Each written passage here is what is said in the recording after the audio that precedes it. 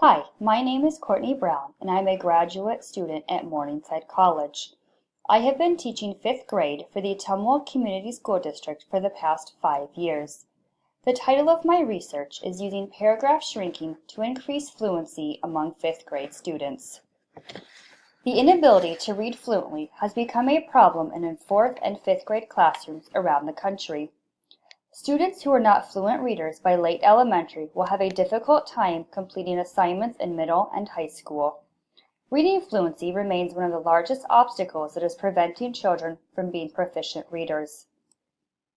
I chose to research this topic because I have consistently witnessed my students struggle with basic reading skills.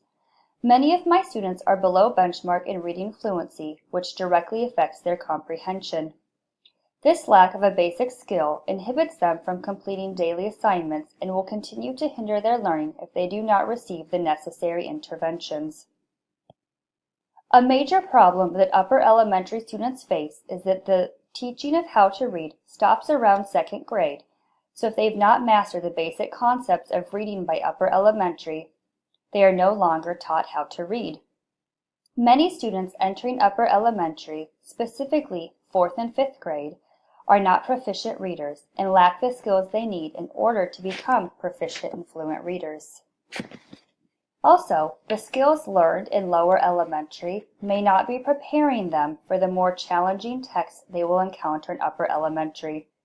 The strategies taught in lower elementary to aid in reading fluency, such as vocabulary and learning simple sentences, may be masking the real issue, which is comprehension. When students enter upper elementary, the passages they are expected to read become more challenging, and the inability to comprehend text and read fluently becomes more of a struggle. Researchers have discovered that students who have a difficult time with reading in 3rd grade and have not mastered the skill of proficient reading will continue to struggle as they go throughout school. Teachers are also feeling an insurmountable amount of pressure as they are to provide whole class interventions while also targeting those students who are not proficient.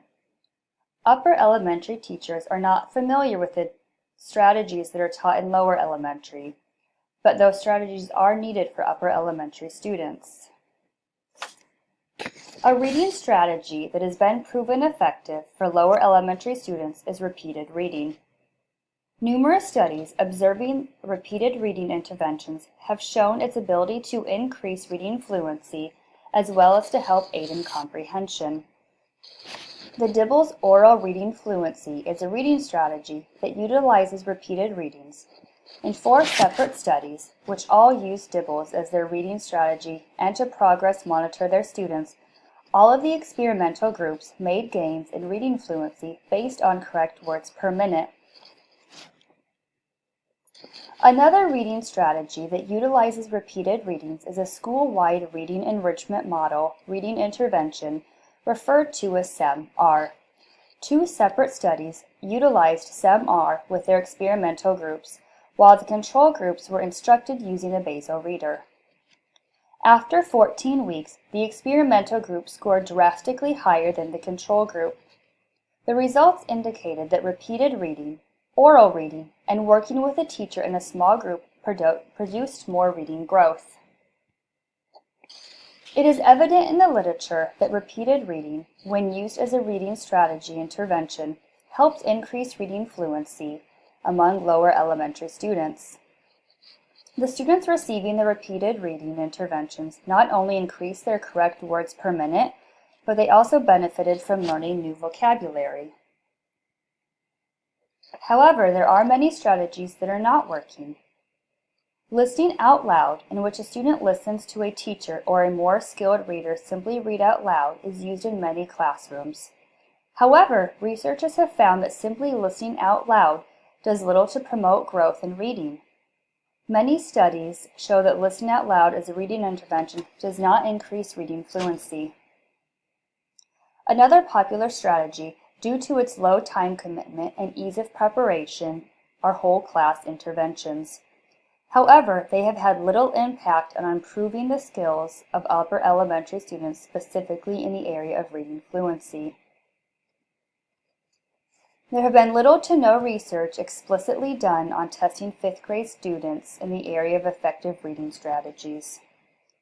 A shift happens between early elementary, kindergarten through third grade, where students learn to read, and in upper elementary, fourth and fifth grade, where students read to learn.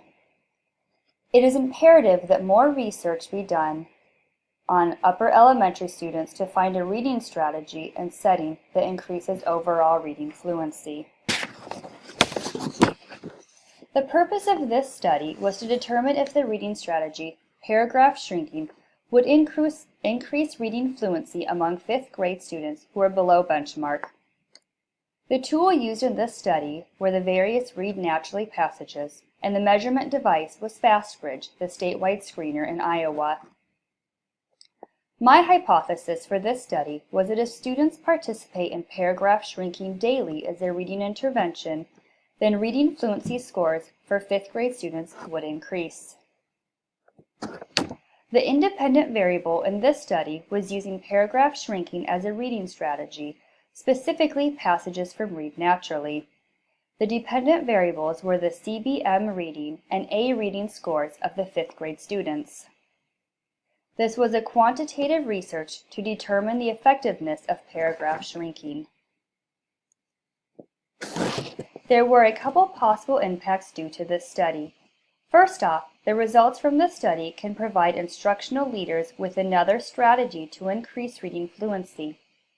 Secondly, the results from this study will determine if I continue to use paragraph shrinking as a straight reading strategy in my own classroom.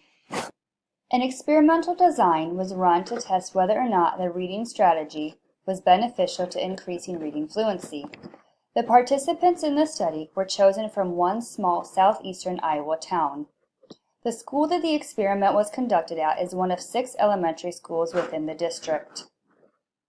There were 32 participants in the study. 16 of them were in the control group and 16 of them were in the experimental group.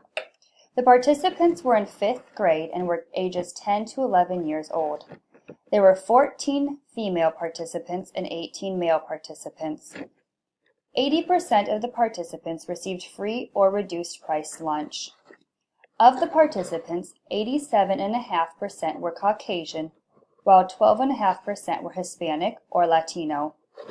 2 of the participants had an individualized education plan, and 4 of the participants were English language learners. Read Naturally was used as the main material during the repeated reading intervention, while the measuring instrument for the pre- and post-test, CBM reading and A reading, was the same to ensure it was reliable. The external validity threat of treatment diffusion was avoided by providing one strategy to the intervention groups. That is, the only strategy used was paragraph shrinking. During the 8-week study, the students met daily for about 10 to 15 minutes. To analyze the data, students will be progress monitored and tracked weekly using FastBridge. An independent samples t-test was used to compare the correct words per minute scores on the FAST CBM reading pre- and post-test, as well as the scores on the A reading pre- and post-test for both groups.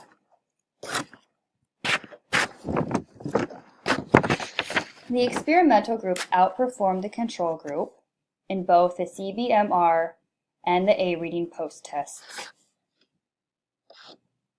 The table provides the results for the pre- and post-test for A reading for both the control and experimental groups.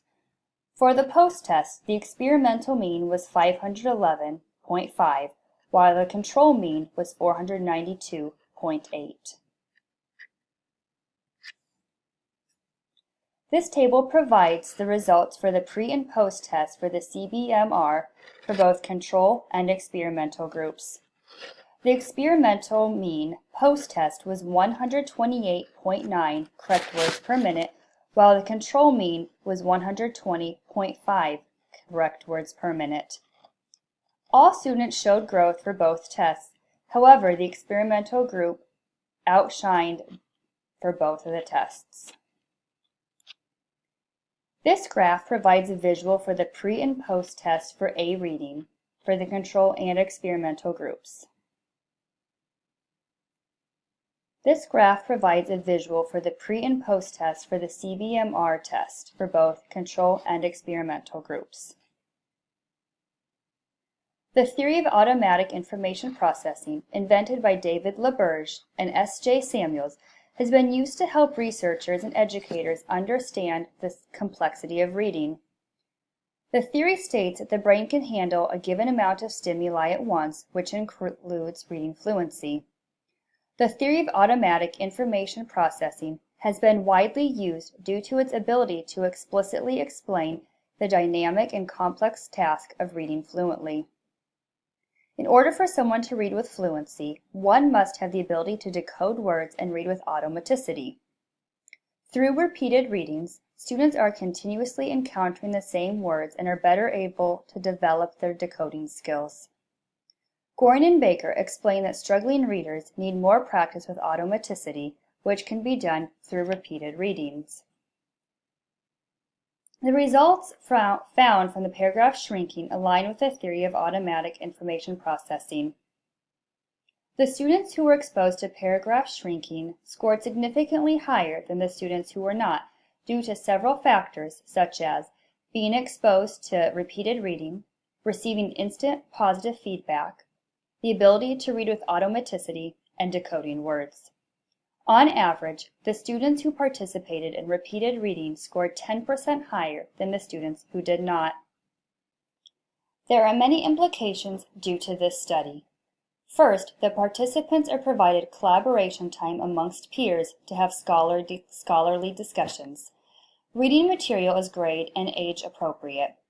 Many students do well in small group settings, which this intervention provides.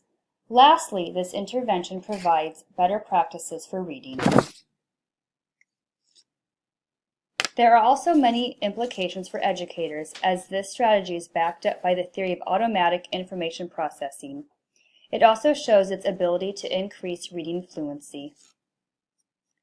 Parents can also feel confident in the study because their child is receiving a reading strategy that is supported by research and backed up by the theory of automatic information processing.